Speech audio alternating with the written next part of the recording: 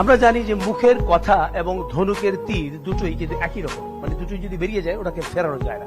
তো সুতরাং কথা যখন বলা হবে তখন কথা বলার সময় আমাদের অন্যের টের পাওয়ার আগে ঢের ভেবে নেওয়া উচিত এর জের কোন দিকে যাবে, কিন্তু সেটা আমরা অনেকেই ভাবি না।